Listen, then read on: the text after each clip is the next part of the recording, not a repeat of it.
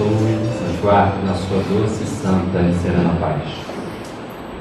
Vamos trazer o tema dessa noite, extraído desse livrinho precioso, chamado Jesus e a Atualidade, do médium Divaldo Pereira Franco e o espírito Joana de Ângeles. O que trata esse livro, né? Por que desse título? A benfeitora Joana de Ângeles quis fazer uma correlação entre o pensamento do Cristo e as questões da atualidade. Então nós temos aproximadamente 2 dezenas de capítulos aonde ela vai discorrer sobre vários temas como Jesus e dever, Jesus e responsabilidade, Jesus e curas, né? Tudo aquilo que nos afeta na atualidade, naturalmente com a base, o endosso e a substância do pensamento do Cristo planetário, né? E nós escolhemos para a noite de hoje esse teminha, Jesus e Alegria, que é o capítulo 9. Bonito, né? Eu estava ali sentado, estava me lembrando de uma das primeiras vezes que eu tive contato com a figura de Jesus. Acho que eu tinha 4 anos, e era numa igreja católica, onde tinha uma cúpula de vidro, e ele estava deitado, completamente sangrando, né? Aquelas marcas da crucificação, dos pregos, né? E aquilo me causou um choque violentíssimo, não é? Porque para uma criança de 4 anos, você vê uma cena dessa, realmente não traz nenhum benefício, não é? Porque naturalmente você remete à violência, a coisas que não trazem a nossa sensibilidade uma coisa verdadeiramente positiva. Então a gente vê mesmo ao longo da história da humanidade o Cristo ser sempre, em várias ocasiões, ser focada sempre o seu martírio, sempre a sua via crucis e a sua crucificação, não é? Mesmo nas igrejas, igrejas que seguiram o pensamento cristão, o símbolo máximo sempre foi aquele momento tão terrível, né? Em que nós impusemos ao governador espiritual do planeta um castigo de que ele jamais, em momento nenhum, se fez merecedor, muito pelo contrário, não é? Então é interessante a gente ter uma visão de um Cristo sorrindo, alegre, não é? E a gente vai ver por quê. Porque em várias passagens do Evangelho, aliás, a própria palavra Evangelho, né, tem um significado que realmente vai embasar esse sorriso, né? Quando ele deu nome à série de ensinamentos, de lições espirituais que ele trouxe para a humanidade, ele escolheu esse termo, Evangelho, que quer dizer boa notícia, né? Boa nova ou boa notícia, né? E eu acho que uma boa notícia a gente dá assim, vocês não acham? Uma boa notícia a gente dá assim. Então vamos lá. Joana de Ângeles começa dizendo assim: essa tristeza que te domina, amargurando as tuas horas, é grave enfermidade que deves combater a partir de agora. Então, o primeiro raciocínio que a gente tem que ter é que não é qualquer tristeza, não é? Porque tristeza é um sentimento humano, verdadeiramente humano.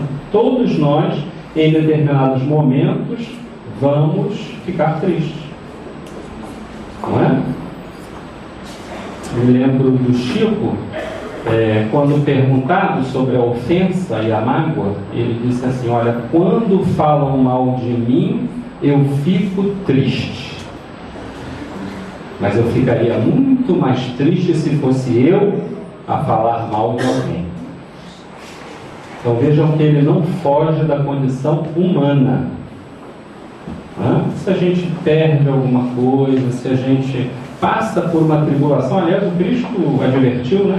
No mundo tereis tribulações, tereis dificuldades, tereis obstáculos, e é absolutamente natural que nós, ao passarmos por essas provações, tendo em vista que este aqui é um planeta de provas e de expiações, é natural que a gente fique triste. Mas será que é essa tristeza que ela está falando? Perceberam que ela tem uma característica diferenciada? Esta tristeza que te domina. Allan Kardec, quando deu as características do verdadeiro espírito, é interessante notar, porque se existe o verdadeiro, existe o falso, né? Ele deu como característica, uma das características fundamentais, a transformação moral, aquela que nós estamos em busca e estamos trabalhando por ela, e o esforço que o espírita faz em dominar as suas más inclinações, as suas más tendências. Então vejam que o verdadeiro cristão da nova era, né, é aquele que tenta dominar e que não é dominado. Então é aquela tristeza frequente, é aquela que passa a ser até amiga de todas as horas, né?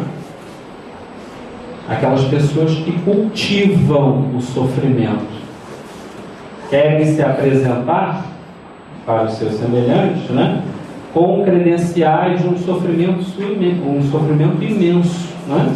Elas sofrem mais do que todo mundo. Elas têm, o seu sofrimento é muito maior do que qualquer outra pessoa possa verdadeiramente estar passando ou já tenha passado em algum momento da sua vida, né? Então isso já é um domínio da tristeza sobre nós. Então é isso que ela está caracterizando aqui como uma grave enfermidade.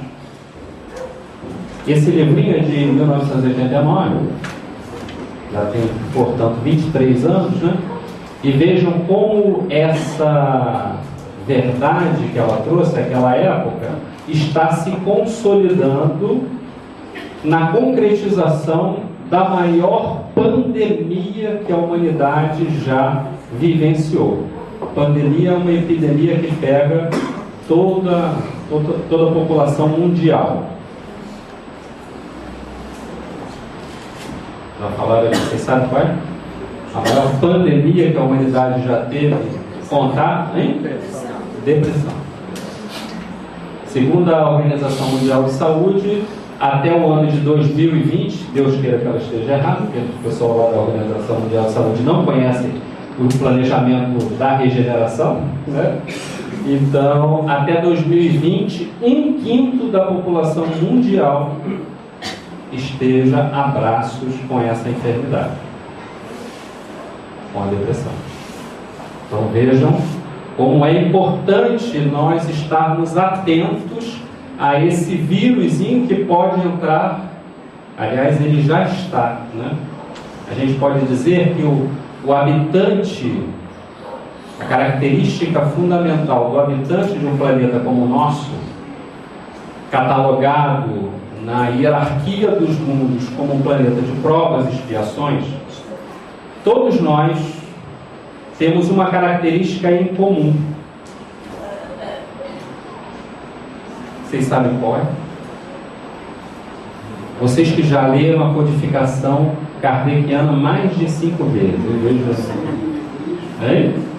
O egoísmo é a matriz, né, de todos os nossos sofrimentos e inclusive disso que está catalogado no Evangelho segundo o Espiritismo, no capítulo 3º. Ele citou muito bem a questão 913, né? O egoísmo é o mais radical de todas as nossas imperfeições. Quando fala radical, é a raiz, é a que vai dar, né, os filhotes. Mas Santo Agostinho, no capítulo 3º do Evangelho segundo o Espiritismo, quando traça o perfil do habitante do planeta de provas e expiações, ele dita uma característica comum. Evidentemente, nós retiramos os missionários, aquelas pessoas completistas que vêm aqui para ensinar, né? Os profetas, etc. Essa característica como é? Devedores. Todos nós somos, de certa forma, devedores. Mas essa característica é imperfeitos, mas vou dizer, para vocês não ficarem muito ansiosos, o que eu sou? Né? O que eu sou? A rebeldia. Rebeldia às leis divinas. Capítulo 3, Santo Agostinho descrevendo o habitante do planeta de provas e expiações, portanto, nós. Então, por causa dessa rebeldia, a gente já nasce com uma baixa autoestima, com culpa, e essa baixa autoestima e culpa, na medida em que nós vamos sendo contrariados nos nossos anseios, nos nossos desejos, nas nossas ambições, como o rebelde tem um baixíssimo índice de tolerância às frustrações, então naturalmente ele vai ser encaminhado para essa doença-prisão chamada depressão. A depressão não é um castigo divino, é uma doença que vem dizer para a gente assim: olha, você está caminhando pela porta larga, não é? É isso que ela vem dizer. Jesus já ensinou a porta estreita do altruísmo, por isso que o nosso irmão falou do egoísmo, né? Há mais de 2000 anos. Enquanto você estiver trilhando a porta que leva apenas à satisfação do seu interesse pessoal, naturalmente colherá dores, sofrimentos, amarguras, decepções e frustrações. Então a gente já está começando. Aliás, eu estou vendo pelo semblante de vocês que vocês não estão entendendo, né? Eu vim falar de Jesus e alegria, eu comecei falando de tristeza. Mas a culpa não é minha, foi a Joana, né? Porque para a gente falar do remédio, a gente tem que falar da doença, obviamente, né? A gente tem que entender o porquê que essa tristeza nos domina para depois a gente procurar as alternativas para sair dela. Então ela diz assim: é grave enfermidade de ordem espiritual e que deves combater. Lembra da frase de Kardec?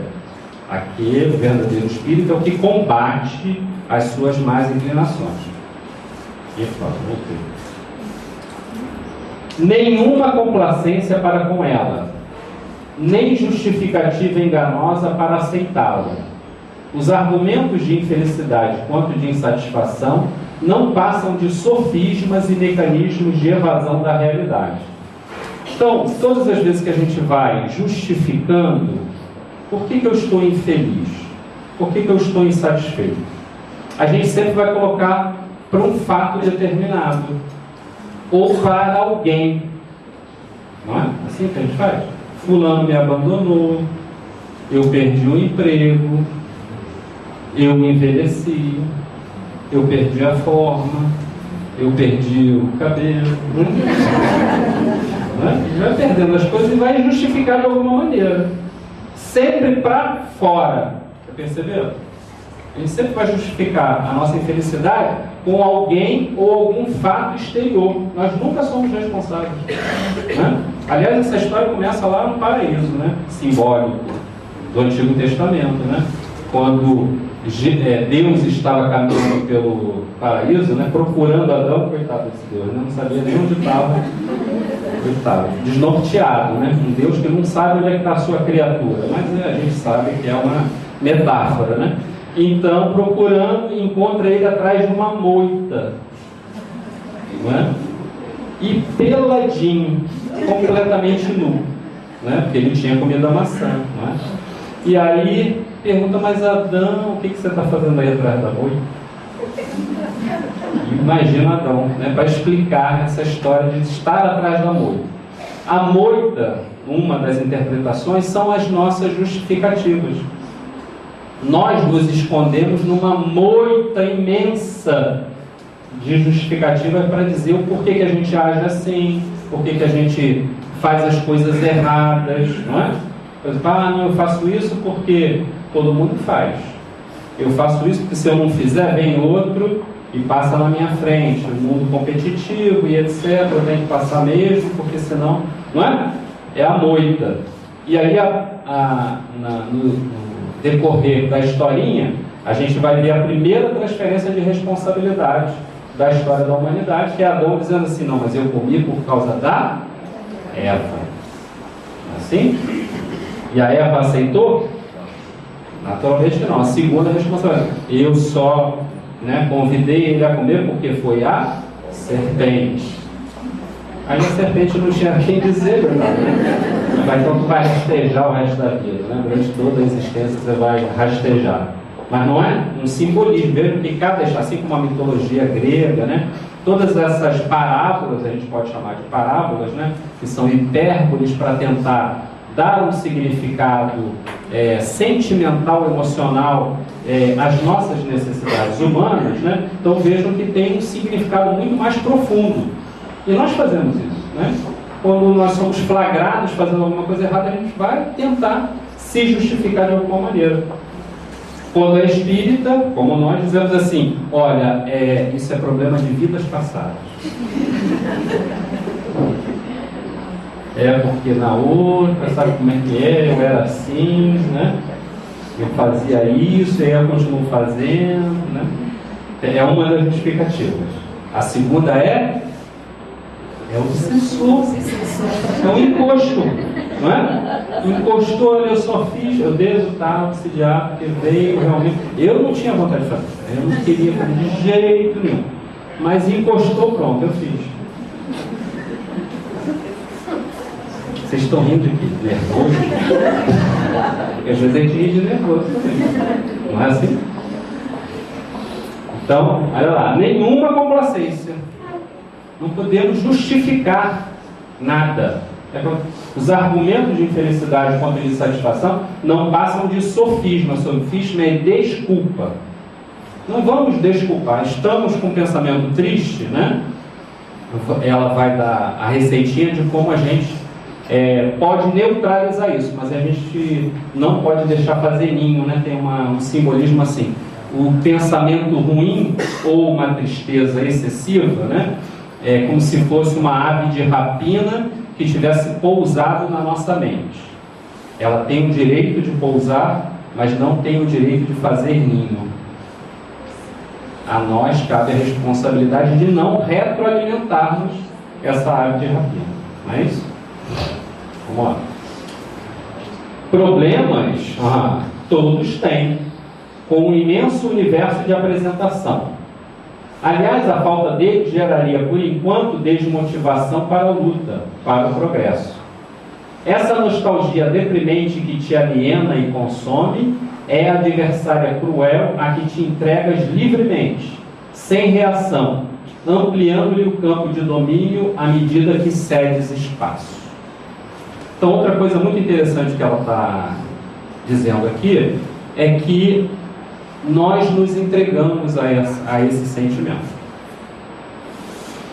Em determinado momento, Allan Kardec, o codificador, ele quis saber se existia alguma maneira prática, né? Porque a gente lê muita coisa, embora a gente tenha o Evangelho, tem uma síntese do Evangelho, que é o Sermão da Montanha, né? Que é um roteiro de vida, de conduta verdadeiramente cristã, mas Allan Kardec queria saber se tem uma maneira bem sucinta, rápida e prática para a gente vencer um planeta, uma dificuldade, uma reencarnação, aonde existam tantos obstáculos, né? Então, é a questão 919 do Livro dos Espíritos, meio prático e eficaz de nós evoluirmos e resistirmos às tentações do mal. A tristeza excessiva é um mal. Né? Já dissemos que aquela tristeza de você ficar porque tem dia que a gente acorda mesmo, né? Acorda meio chateado, não sabe nem porquê. Pode ser uma questão hormonal, pode ser uma questão que a gente precisa meditar para descobrir, não é? Fazer uma introspecção e etc. Mas é comum. Mas essa tristeza que ganha campo, que ganha volume e dimensão nas nossas existências, naturalmente essa precisa ser fiscalizada com rigor. Então, eu me lembrei aqui, essa nostalgia deprimente que te aliena e consome. Quando fala aliena e consome, primeiro porque nos tira, aliena em que sentido? Tira a gente do foco. Tira a gente do foco. Que foco? O momento presente. Porque o pensamento de tristeza normalmente nos remete ao passado. Em alguma coisa lá que aconteceu lá que a gente não aceita. Aquilo não. Vamos lembrar da rebeldia? Né? Característica do habitante do planeta de provas e expiações, rebelde. A gente não aceita que aquilo tivesse acontecido com a gente. Não podia ter acontecido com o vizinho? Não podia ter acontecido com o cunhado? Não podia ter acontecido com a sogra? Vai acontecer logo comigo, olha a característica da inaceitação. Não é? Então te aliena porque te joga lá para o passado. Porque se a gente focar no presente, a gente vai ver que tem tanta beleza, a gente tem tanta coisa a agradecer, como dizia Paulo de Tarso, né? Em tudo dai graças. Nós temos alimento, temos saúde. Mas eu tenho problema de saúde, mas tem gente muito pior, né? A gente tem família, a gente tem afeto, a gente tem a casa espírita, a gente tem as lições do Cristo, as lições da doutrina. A gente é absolutamente milionário. Você falou tanto aqui em jogo de bicho, né? Mas todos nós somos absolutamente milionários, porque o Livro dos Espíritos diz que o milionário não é aquele que muito tem, mas é aquele que pouco precisa. Pouco precisa. Se a gente não dilatar demais as nossas necessidades, a nível do supérfluo, como nos vai relatar a questão 922 do Livro dos Espíritos, que trata de felicidade, a felicidade possível, né? E dentre essas condições é a posse do necessário. Não é? E se a gente fosse avaliar com carinho, com alto amor, com autoestima, a gente vai ver que tem muito mais do que o necessário. Então, uma das receitinhas para a gente sair do pensamento triste ou negativo é focar com muita convicção, com muito empenho no momento presente. E a gente vai ver que tem muito mais motivo para agradecer do que para reclamar. Te aliena e te consome. Por quê? Porque a gente perde energia. Não é? Assim como o pensamento alegre, otimista e de esperança, né? Aliás, o nome do hospital, que é dirigido no plano espiritual por um dos mentores dessa casa, né? O nome do hospital é Hospital Esperança. Não é isso?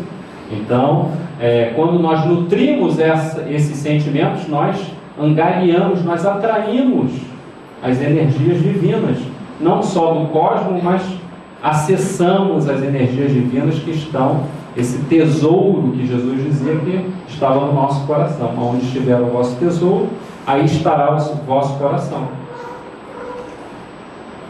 Quando nós temos esses pensamentos, nós vamos perdendo. Já viram, né? Se não viram, talvez alguns aqui estejam passando, né? Uma pessoa visitada por um pensamento triste durante muito tempo, ela depois de um tempo ela não quer mais sair de casa, ela não tem mais ânimo para usufruir de prazeres que antigamente ela valorizava muito, né? Muitas das vezes não quer ver mais ninguém. Então, por isso que ela está dizendo que é algo a ser combatido com empenho, com denodo, com esforço, para que não ampliemos o campo de domínio desse pensamento triste. Aí ela dá duas justificativas, duas características que podem gerar, né, que estão na raiz da tristeza.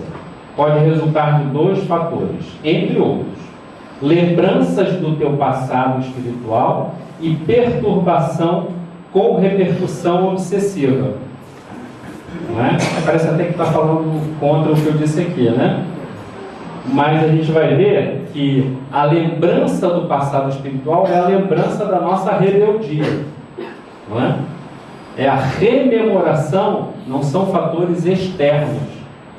É porque quando nós vamos reencarnar, a gente vê isso de uma forma lapidar, muito bem explicitada na obra de André Luiz, né?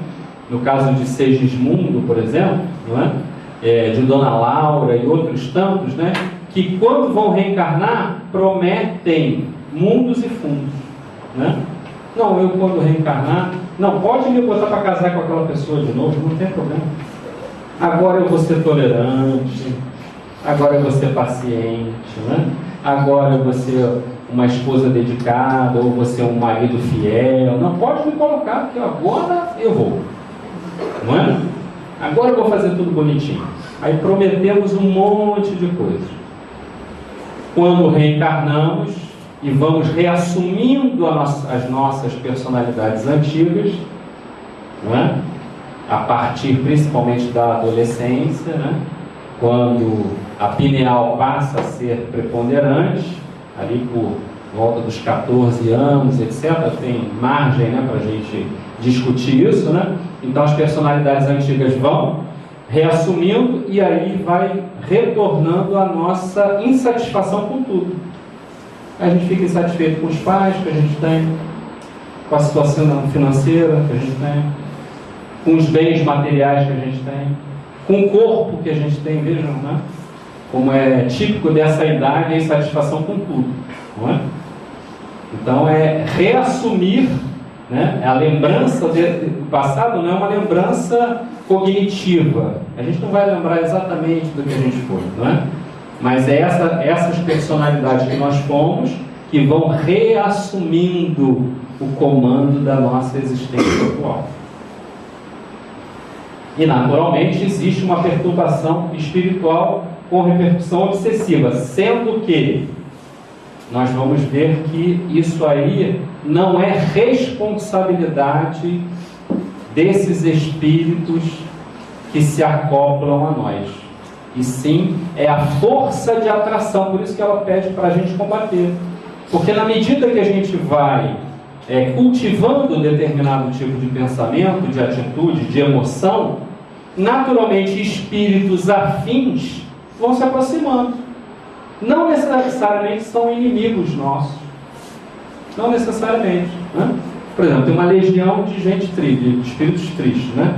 Chorando, depressivos, etc. Aí eles encontram, aquele ali, pô, vamos acompanhar ele, é um dos nossos, né? Vamos lá, nosso companheiro ali está chorando também, vamos.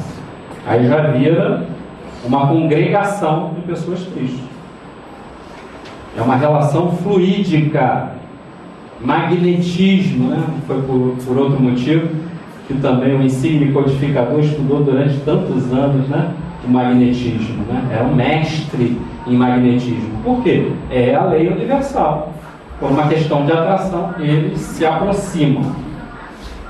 No primeiro caso, a lembrança, né, do passado, as impressões pessimistas devem ser eliminadas, removendo-as do inconsciente, sob pressão de ideias novas. Ó, aqui ela já está começando a dar o remédio. Agradáveis, positivas, que te cumpre cultivar, insistindo em fixá-las nos painéis mentais.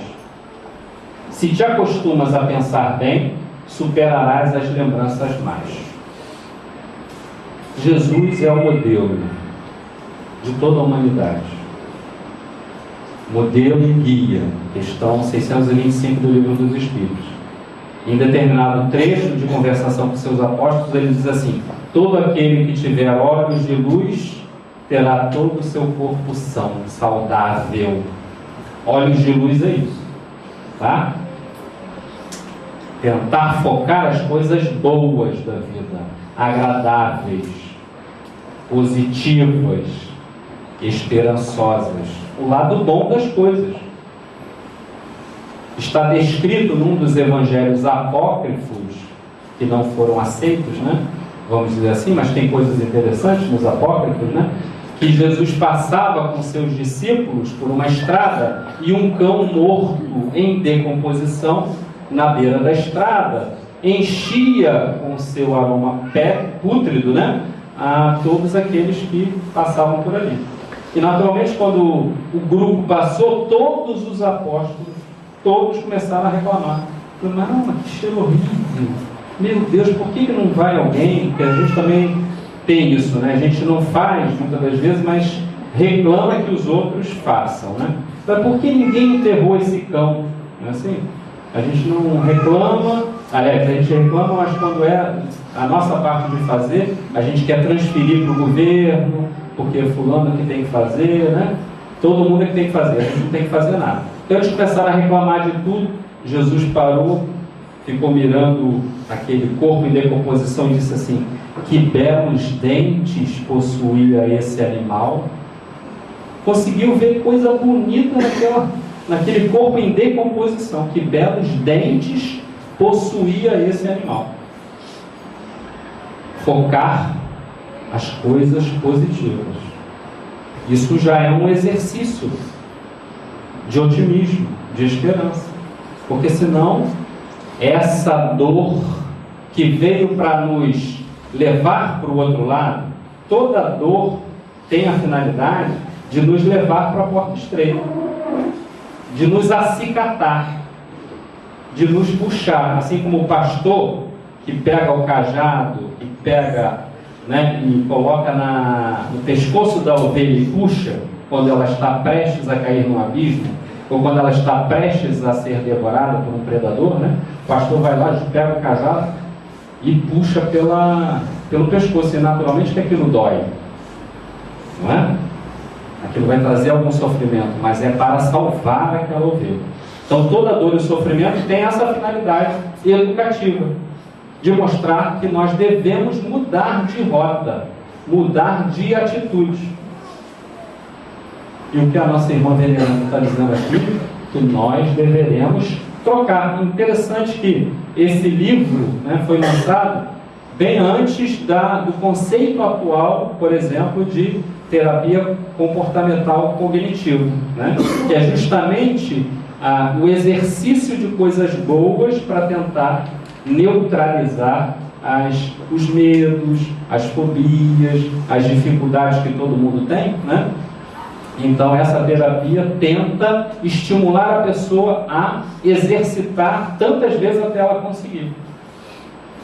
Por exemplo, teve uma época na minha vida onde eu tinha um certo receio de passar por passarelas. E quando eu falo assim, certo receio, eu estou dizendo sofisma, igual ela, né? Eu tinha um pânico.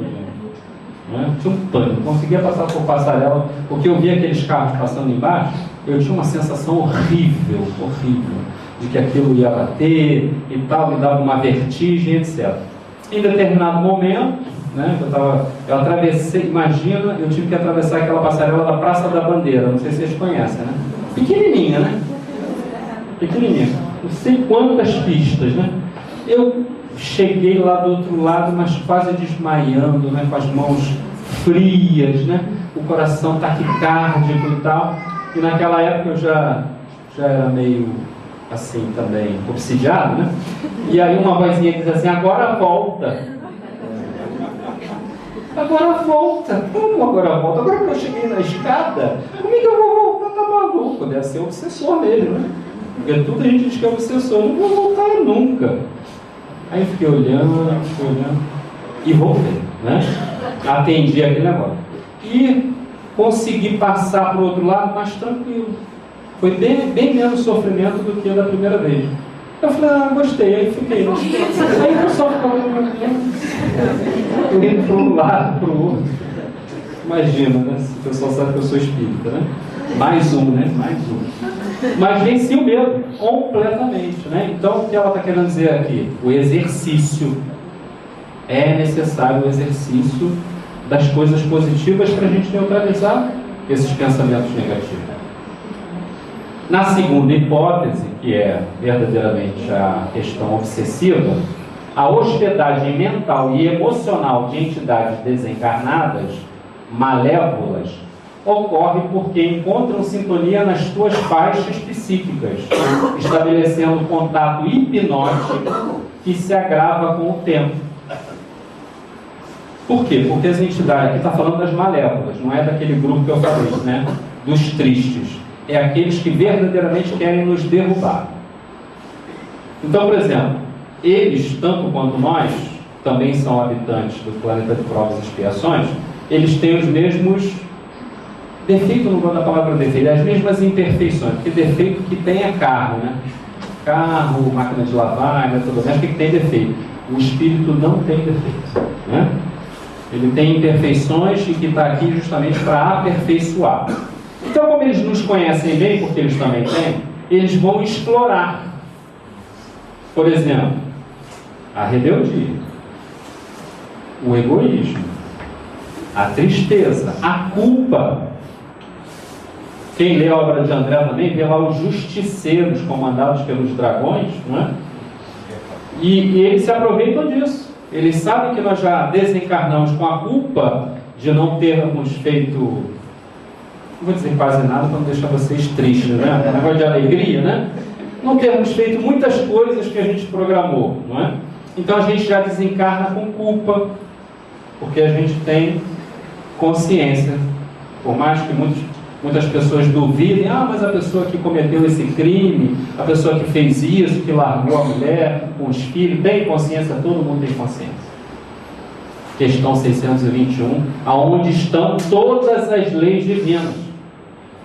Por mais que a gente tente jogar lá para o fundo, né, enterrar, Jesus disse assim: tudo será um dia colocado no velador, né? Tudo que está lá debaixo do módio, o pessoal traduz como alqueire, né? Mas era um móvelzinho, né? Onde a gente botava as lamparinas, né? Tudo um dia será revelado. Nada poderá ficar oculto eternamente. Então, quando a gente desencarna, a gente tem contato com isso. Uma das coisas é a culpa de não ter feito, certo, né? O arrependimento. E aí eles exploram isso.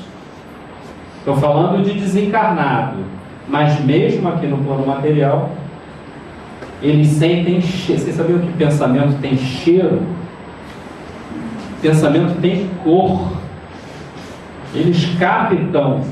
Se uma pessoa está com muita culpa, por exemplo, né, eles conseguem visualizar a cor daquele sentimento. Olha, aquele está com cor. Então vamos começar. Você fez isso, né? Pois é, e depois você vai na casa espírita lá, né? Toda segunda-feira para assistir palestra, né? Tomar passezinho, né? Tantos anos de espírito, por que você continua indo lá? Que hipocrisia, não vai mais não. Vai mais não, bobagem, fica em casa, você está sendo falso, você está sendo hipócrita. Eles vão crescendo. E a gente fica pensando que é nosso esse pensamento, né? Quem sou eu? Algumas pessoas, alguns confrades, a gente pergunta assim, né? Vocês perguntam, não, quem sou eu? Estou muito longe de ser espírita. Pera lá. Isso é falta de vontade, não é? Porque espírita não é aquele que atingiu a angelitude, não é aquele que já se viu de uma hora para outra livre, né, de todas as imperfeições, que já atingiu patamares superiores. Mesmo na regeneração, como disse Santo Agostinho, no mesmo capítulo citado, ainda tem muito mal, né? Menos mal do que agora, mas nós vamos levar a nossa carga também ainda de dificuldades, não é? Um pouco melhorados, com certeza, mas vamos levar, não é? Então essa coisa de não se dizer espírita, né? Ou então, não sei se acontece aqui nessa casa, mas em outras casas, quando convida alguém para trabalhar em alguma tarefa, ela fala, mas quem sou eu? Eu sou uma pessoa muito imperfeita. Mas é claro, por isso mesmo que você está sendo chamado. Para aperfeiçoar. Se fosse São, você não estava aqui. Já estava lá nessa região aí que falou, descreveu de Jesus, né? Que o Chico não conseguiu chegar. Estava lá, mas você está aqui, é para botar a mão na charrua, a mão na massa. Não é para ficar fugindo, pretextando uma série de coisas, não é? Porque é exatamente assim que a gente vai modificar isso aí. E aí, quadro hipnótico, eles acabam hipnotizando na medida que eles vão, e é fácil, para eles é só ficar repetindo. Você traiu, né? Você né? Passou a perna no outro, né? Você, pronto, eles ficam repetindo, e a gente acolhe aquilo. Então, uma das coisas que a gente tem que desenvolver como verdadeiros cristãos é a autoestima. Errei sim, mas o Pai do céu me dá todos os dias um sol resplandecente para mim levantar, para mim recuperar, como diz aquela música do Paulo Vanzolini, né, que eu falei aqui da outra vez, né? Dar a volta por cima que eu dei, quero ver quem dava, né? Quero ver quem dava essa volta por cima que eu dei. E não aceitar esse tipo de pensamento. Não, ok. Não te reencarnaste, porém, apenas para pagar, antes sim para ressarcir com amor, liberando-te dos compromissos negativos mediante as ações relevantes. Isso aqui é muito importante, gente, porque tem alguns confrades, né, alguns lugares onde se pisa muito isso, né, que a gente está aqui é para sofrer, né? Isso aqui a gente tem que realmente pagar tudo que a gente foi muito ruim, né?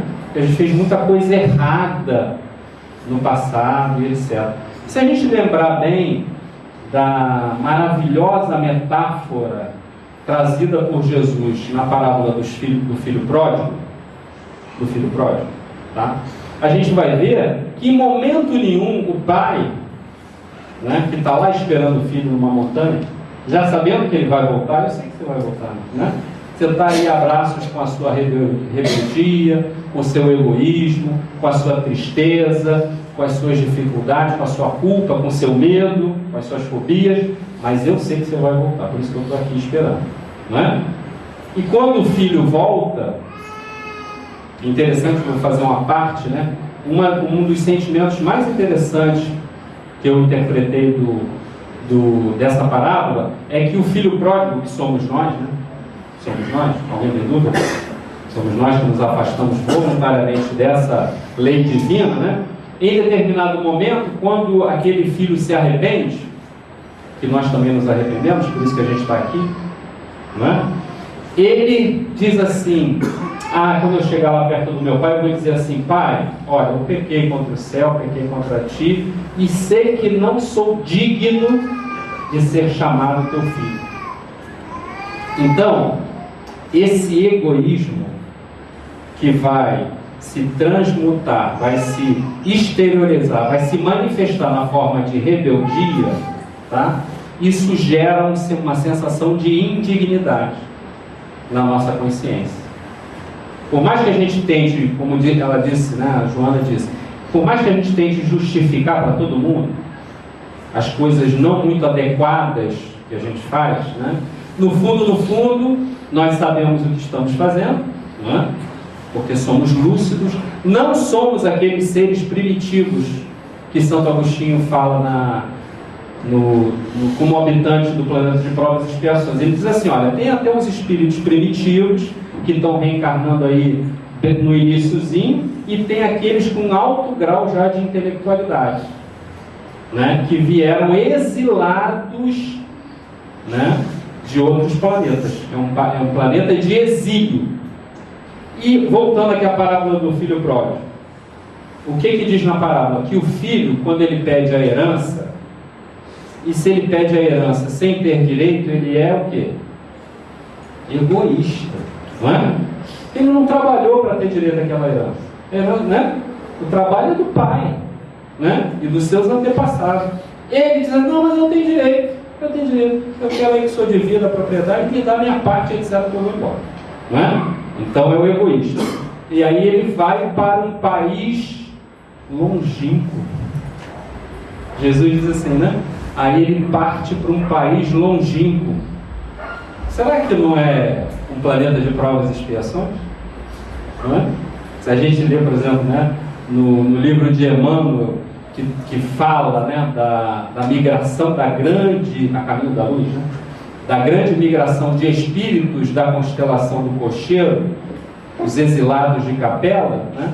Aí Emmanuel vai dizer lá que a distância daquele planeta ou daquele sistema solar para o nosso são 42 anos-luz, né? Velocidade da luz, 300 mil km por segundo, viajando, leva 42 anos de vir de lá para cá, não é? Será que não é esse país longínquo que Jesus está se referindo? Não é? Então nós fomos apartados do lar do Pai. Não é? Por quê? Porque fomos egoístas. Porque não quisemos cumprir a lei. Mas o que a gente está vendo aqui, que é absolutamente chegado o momento da gente fazer, da gente repensar as nossas atitudes. A doutrina espírita não vai fazer por nós aquilo que nos cabe, o nosso esforço pessoal, como disse Allan Kardec, né? De autoavaliação, de autoconhecimento. Voltando à questão 919, existe um meio prático e eficaz de nós evoluirmos e vencermos as tentações do mal? Resposta: um sábio da antiguidade já vos disse: ó homem, conhece-te a ti mesmo. Então vejam que eles não falaram, conhece a doutrina espírita, conhece a vida do Chico, conhece... Não, tudo isso é importante. Tudo isso são instrumentos, não é? Mas o maior instrumento de todos é o autoconhecimento. É ver aonde eu estou deixando que essas coisas ganhem campo, não é? Então, nós não estamos aqui para pagar nada. Nada. Porque isso aqui não é um sistema bancário, não é?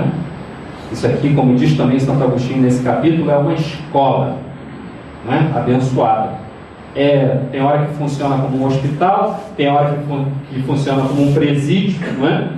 Tem hora que funciona como um terreno baldio. Mas, basicamente, isso aqui é uma escola. Uma escola de aperfeiçoamento.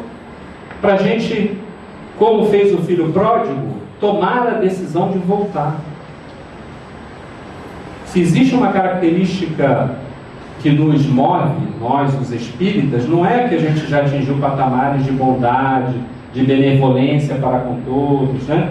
De indulgência para com as imperfeições humanas, ou perdão das ofensas, como diz a pergunta 886. É porque nós estamos nos cansando de agir de forma equivocada. Estamos nos cansando. Então nós temos que aproveitar esse momento. Aqui que coisa interessante. Jesus apenas uma vez deixou-se vestir de tristeza, de amargura. No Getsemane, quando só ele velava e os amigos ali próximos dormiam, embora aquela fosse a hora decisiva ou pré-final, e o permitiu por piedade para com os companheiros, invigilantes, que se não davam conta da gravidade do momento. Sempre ele cultivou a alegria da esperança, a bênção da saúde e a dádiva da paz. Então vejam, na descrição do Evangelho, em um momento só Jesus se apresenta triste. E não por ele, não é? Porque ele viu seus companheiros que dali a pouco não o teriam mais fisicamente, né? Dormindo, não aproveitando.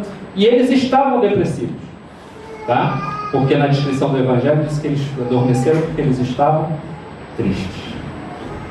Estavam tristes.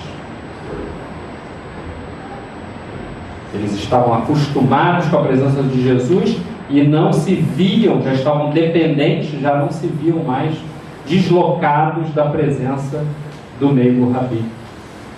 Não é? Então Jesus se lastima, fica triste por eles, porque sabia que depois eles, quando despertassem as suas consciências, lastimariam muito estarem dormindo naquele momento. Então só se permitiu uma vez. Se em verdade queres sair da tristeza, podes. Olha a afirmação. Não é o Rivotril, vou falar a verdade, não é? Tem que falar porque é o remédio mais vendido, não estou fazendo propaganda, muito pelo contrário. Não é o Rivotril que vai vencer a tristeza da gente. Não é. No máximo o Risotril, que eu estou tentando aqui com você. No máximo o Risotril. Vai melhorar um pouquinho, não é? Mas o Rivotril não vai tirar. Vai amenizar. Vai diminuir um pouco a angústia, né? Vai dar um tempo nessa tristeza que perdura muito, para que a gente possa refletir. Vai dar uma sensação artificial de tranquilidade para que a gente possa fazer esse exercício de autoconhecimento e transformação. Porque senão depois vai voltar. Na próxima frustração, na próxima perda, no próximo anseio ou desejo não atendido, nós vamos tropeçar de novo. Aí aumenta a dose, vai no médico, né? Aumenta, não, agora tem um antidepressivo, que é a última geração. E nada, é tudo igual, mas é porque perde a patente, né, depois de um tempo, aí tem que lançar um mais caro, né? Mas isso é outra história, não vou aumentar isso. Se a verdade quer ser, pode. Em caso contrário, se a gente não quer, és responsável por ela, assim te comprazendo o que é séria enfermidade. Alegrai-vos, propôs Jesus, é chegado até vós o reino de Deus. Chegou até onde estás, dá o teu passo em sua direção. Penetra-o, deixa-te por ele preencher e alegra-te para sempre como herói que conclui a luta. Porque nós já chegamos aqui, gente. Nós somos vitoriosos. Não é? O pessoal fica dizendo que a gente fez muita coisa no passado. Sim, mas e agora? O que a gente está tentando fazer? A gente não está tentando se melhorar? Com os joelhos desconjuntados, como disse Paulo de Tarso, doloridos, ralados, mas a gente está tentando fazer alguma coisa, não é? Então nós somos vitoriosos. Nós temos que pensar com essa grandeza, porque assim como nós esperamos do Cristo muitas coisas, muitas respostas, muito auxílio nas nossas preces, nós normalmente fazemos um corolário de petitórios, né? Pedimos saúde, pedimos harmonia, pedimos pelos nossos parentes, né? Pedimos um monte de coisa, mas a oração que Ele nos ensinou, é o contrário. Que seja feita a Tua vontade, Pai, assim na terra como no céu. Então é esse enfoque que a gente tem que começar a modificar. É tentar entender que todas as circunstâncias da nossa vida são chamamentos do Criador à sua criatura. Assim como aquele filho pródigo teve que passar pelo sofrimento do abandono dos amigos, porque depois que ele perdeu tudo, os falsos amigos abandonaram. Teve que passar fome, que é o desgaste de energia, porque todas as vezes que nós nos afastamos do bem, nós perdemos energia, é uma lei da física, né? Então, teve que passar fome quando se afastou. Nós também estamos famintos do bem, nós estamos desejando o bem, então por que não praticá-lo na sua condição exponencial e máxima? O pastor Martin Luther King Jr. cunhou uma frase que é um chamamento para todos nós: o que me espanta não é a ousadia dos maus. Aliás, eu acho que ele leu o Livro dos Espíritos, porque tem isso lá também. Não é a ousadia, né, dos maus, não é. Mas é a omissão dos bons, que não se manifestam. Agora que a gente teve eleição política, tem muito espírita que diz: não, política é coisa suja, e a gente vai deixar de atuar como cidadão para tentar melhorar o mundo. E a responsabilidade?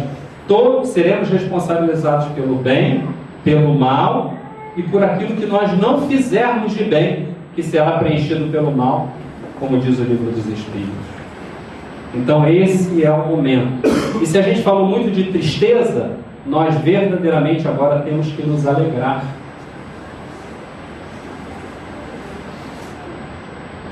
Porque nós, filhos pródigos, estávamos demorando muito para voltar.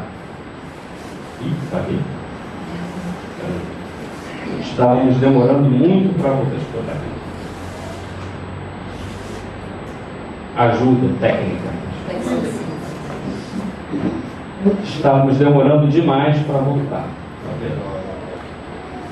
Isso, pode deixar aí. Se abrir, ótimo. Estávamos demorando demais. Então, o Pai enviou alguém para nos buscar,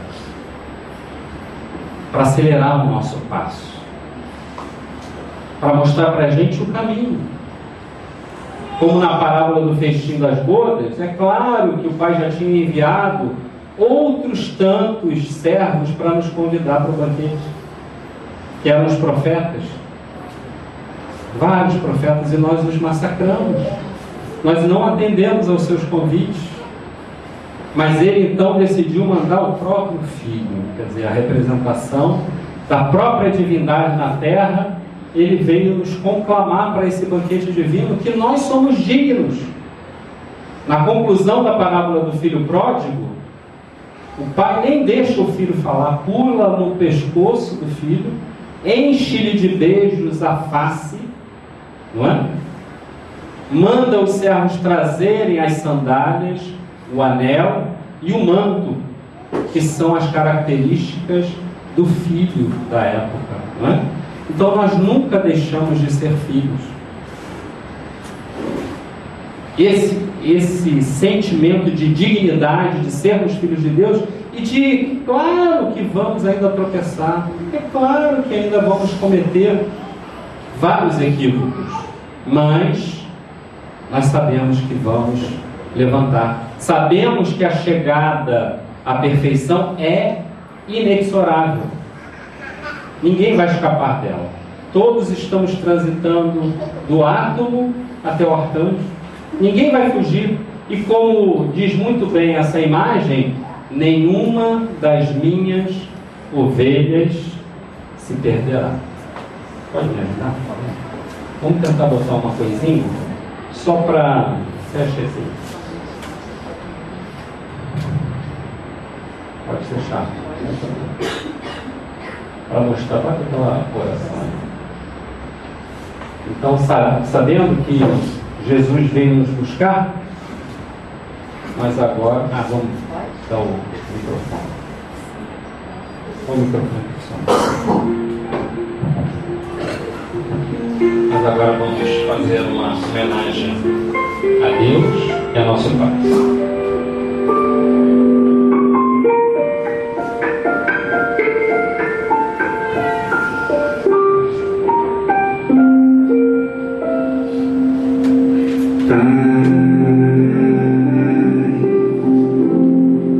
Sempre quando a chuva cai, sinto o cheiro d'água e terra, vejo o sol por trás da serra e me lembro de você. E quando eu vou viajar pelo interior, o pinheiro ao pé da estrada, a montanha esparramada, só me lembro de você. E na distância do luar, nessas noites estreladas, nas manhãs iluminadas, eu não posso me esquecer. Pai, sei que já sonhei demais. Hoje eu quero a tua enxada, capinando na roçada dos meus íntimos quintais.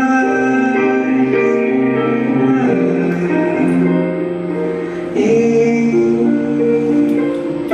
quando a roça florescer e alguém vir de passagem, hei de ser uma paisagem que só faz lembrar você.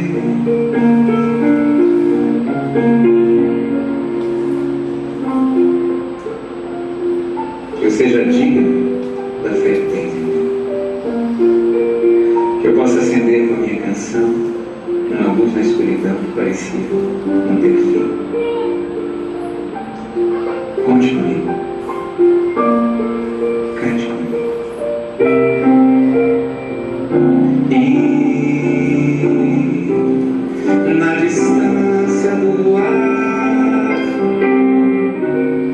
nessas noites estreladas, nas manhãs iluminadas, eu não posso me esquecer. Pai, sei que já sonhei demais. Hoje eu quero a tua enxada, capinando na roçada dos meus íntimos quintais. E